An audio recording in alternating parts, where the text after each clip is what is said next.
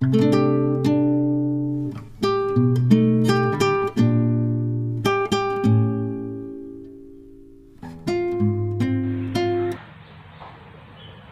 റൂട്ടിൻ്റെ മറ്റൊരു വീഡിയോയിലേക്ക് ഏവർക്കും സ്വാഗതം.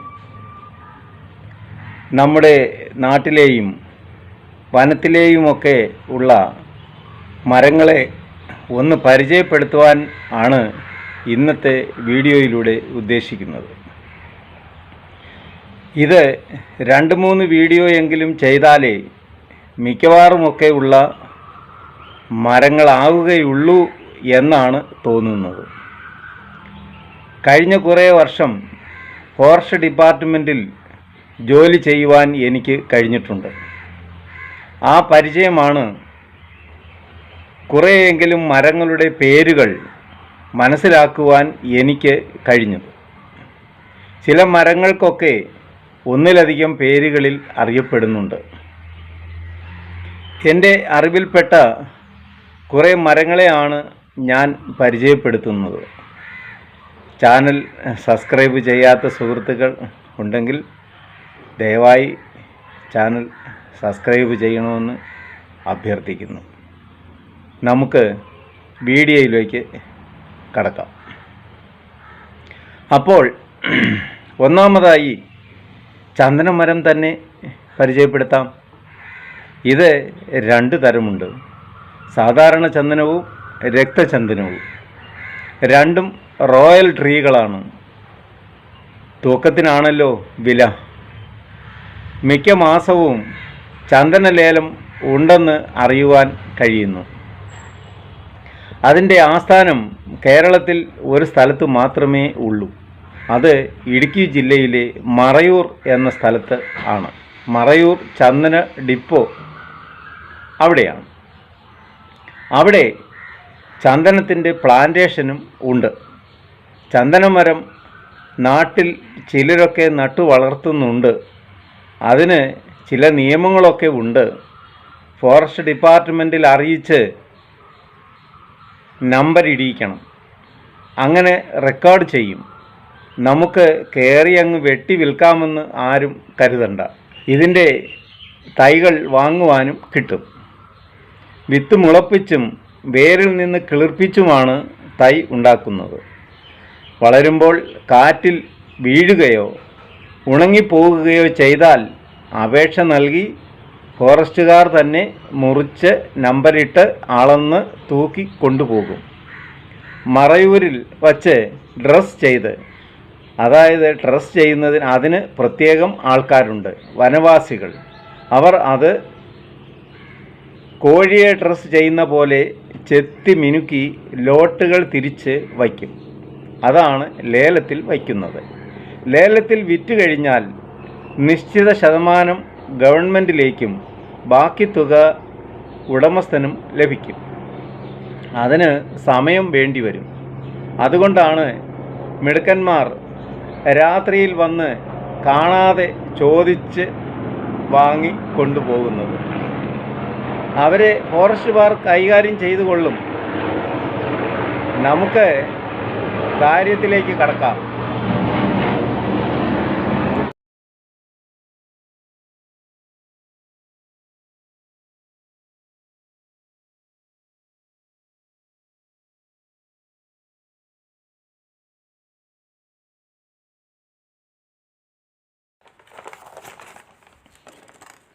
അടുത്തത് റോസ്വുഡ് എന്ന ഈട്ടിമരം ആണ്. ഇതും 2 തരമുണ്ട്. ഒന്ന് ചേല ഈട്ടിയും മറ്റേത് കരി ഈട്ടിയും. പേരുകൊണ്ട് തന്നെ രണ്ടിൻ്റെയും നിറം ഊഹിക്കാവുന്നതേ ഉള്ളൂ. ചേല ഈട്ടി ചുവപ്പ് നിറവും കരി ഈട്ടി കറുത്തും ആണ്. അടുത്തത് കേമനായ തേക്കുമരം ആണ്. ഇത് പേരിൽ 3 തരം ഉണ്ട്. ഒന്ന് സാധാരണ തേക്ക്, 2 വെൺതേക്ക്, 3 ചെറുതേക്ക് എന്നിവയാണ്. ഇത് പൊതുവെ തേനിൻ്റെ നിറമാണ്. തേക്കിൽ ഉണ്ടാക്കിയ ഫർണിച്ചറുകളുടെ അഴക് ഒന്ന് വേറെ തന്നെയാണ്. ലോകപ്രസിദ്ധമായ റോൾസ് റോയ്സ് കാറുകളുടെ ബോഡിയിൽ തേക്ക് മരങ്ങളിൽ ഒന്നാമനായ നമ്മുടെ നിലമ്പൂർ തേക്ക് ചില ഭാഗങ്ങളിൽ ഉപയോഗിക്കുന്നുണ്ട് എന്ന് ഒരു കഥ ഉണ്ട്. സത്യമോ മിഥ്യയോ അറിയില്ല. ഏതായാലും നമ്മുടെ നിലമ്പൂർ തേക്കുകളുടെ രാജാവ് തന്നെ. തേനിൻ്റെ നിറമുള്ള തേക്ക് നിറത്തിനോട് ഏകദേശം അടുത്തു വരുന്ന നിറമാണ് കണിക്കൊന്ന, കടമരം, പതിമുഖം എന്നിങ്ങനെയുള്ള മരങ്ങൾ.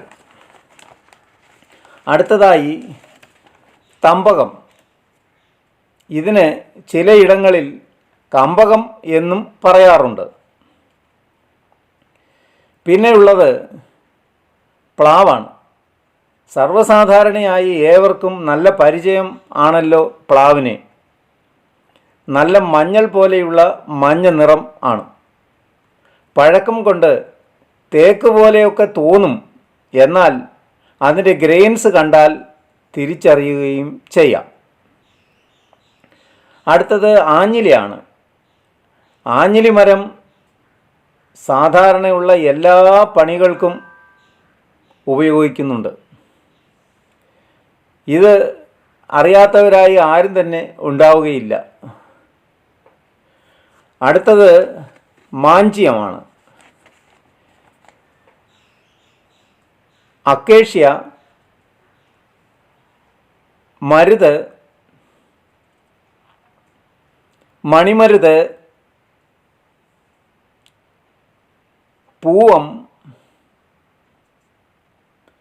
ഇരുമൂള്, വേങ്ങ, മുള്ളുവേങ്ങ, കരിന്തകര, കരിമരം, വെൺകട്ട, കടമ്പുമരം, പൂവരശ്, വയണ. ഇതിലെ പൂവരശിന് ശീലാന്തി എന്നും പറയാറുണ്ട്. ചുടുവാദം എന്ന രോഗത്തിന് ശീലാന്തിയുടെ ഇലയിൽ അപ്പവും ഇഡ്ഡലിയും ഉണ്ടാക്കി തിന്നുവാൻ ചില വൈദ്യന്മാർ നിർദ്ദേശിക്കാറുണ്ട്. അടുത്തത് വാക, കുന്നിവാക, ഉന്നം.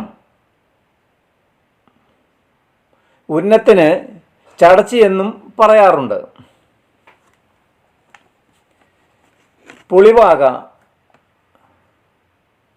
പൊന്തൻവാക, മഞ്ഞക്കൊന്ന, തേമ്പാവ്. ഇത് നല്ല കടുപ്പവും ബലവും പോളിഷ് ചെയ്താൽ നല്ല അഴകും ഉള്ളതാണ്. പഴയ കെട്ടിടങ്ങളിലും സ്കൂളുകൾക്കും മിക്കവയും തേമ്പാവ്, കടമരം, തമ്പകം തുടങ്ങിയ തടികളാണ് ഉപയോഗിച്ചിരുന്നത്. ഉത്തരവും കഴുക്കോലും മോന്തായവും ഒക്കെ ഇതുതന്നെ ആയിരുന്നു. എന്നാൽ പട്ടികയ്ക്ക് ആഞ്ഞിലിയോ മറ്റ് ആണി അടിച്ചാൽ വളയാതെ കയറുന്നതുമായ തടികളാണ് ഉപയോഗിക്കുന്നത്. തേമ്പാവ്, തമ്പകം, കടമരം തുടങ്ങിയ തടികളിൽ ആണി അടിക്കുമ്പോൾ വളഞ്ഞു പോകുന്നത് കൊണ്ടാണ്. കൂടാതെ കുതിരവണ്ടിയുടെയും കാളവണ്ടിയുടെയും ചക്രത്തിൻ്റെ കൂടം നിർമ്മിച്ചിരുന്നതും ഇങ്ങനെ കടുപ്പമുള്ള തടികളിൽ ആയിരുന്നു. എന്നിങ്ങനെ ധാരാളം മരങ്ങൾ ഉണ്ട്. എല്ലാ മരങ്ങളെക്കുറിച്ചും ഇന്നത്തെ വീഡിയോയിൽ ഉൾക്കൊള്ളിക്കുവാൻ കഴിഞ്ഞിട്ടില്ല. ബാക്കിയുള്ളവ അടുത്ത വീഡിയോയിൽ ഉൾപ്പെടുത്തുന്നതായിരിക്കും. ചാനൽ സബ്സ്ക്രൈബ് ചെയ്യാത്ത സുഹൃത്തുക്കൾ മടി കൂടാതെ സബ്സ്ക്രൈബ് കൂടി ചെയ്ത് പ്രോത്സാഹിപ്പിക്കണം. ഇങ്ങനെയുള്ള അറിവുകൾ പങ്കിടുന്ന നല്ല നല്ല വിഷയങ്ങളുമായി അടുത്ത് തന്നെ വരുന്നതാണ്. എല്ലാവർക്കും നന്ദി, നമസ്കാരം.